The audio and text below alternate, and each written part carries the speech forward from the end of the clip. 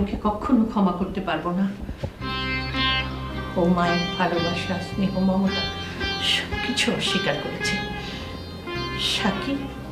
শাকির আমার কাছে কতবার টাকা চেয়েছে কিছু একটা করার জন্য, আমি ওকে দিয়েছি। আসো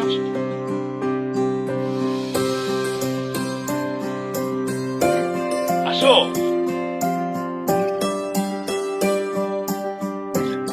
কি হলো মামা, কি দেখতেছো? কিছু বুঝতেছি।